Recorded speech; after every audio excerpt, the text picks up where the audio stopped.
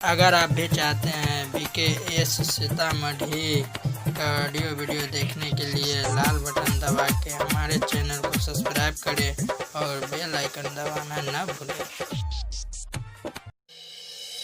BKS Music presents Maa Gayatri recording studio. DJ Sanjay सम्राट।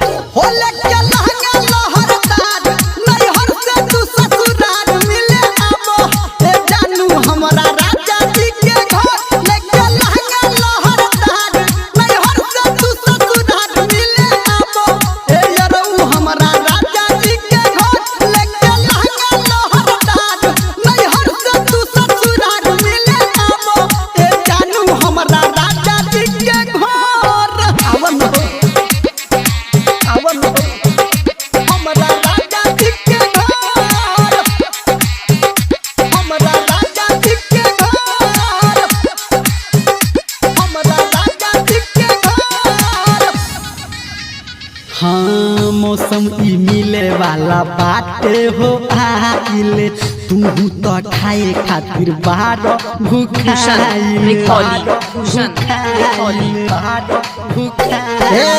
मौसम ई मिले वाला बाटे हो आइले तू तो खाए खातिर बाहर भूखाइले सीतामढ़ी।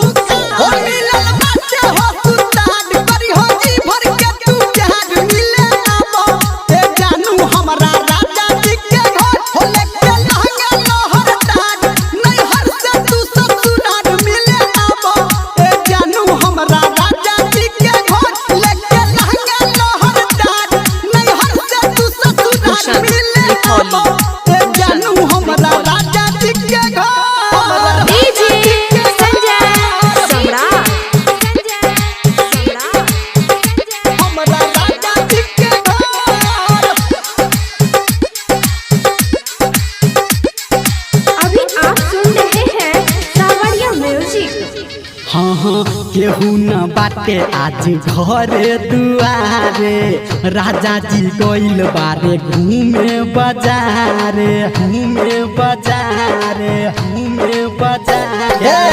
केहू न बाटे आज घरे दुआरे राजा जी गइल बारे घूमे बाजारे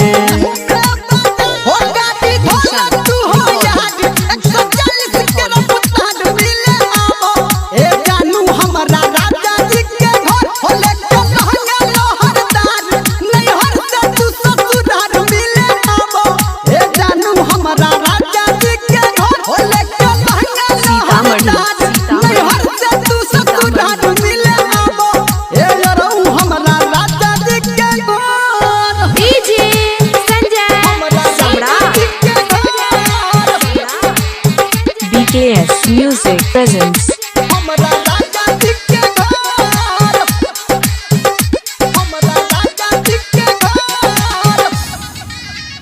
हाँ हाँ बैठल बानी संजय तोहरे सहारे जाने नमूना शिवा दीपक प्यारे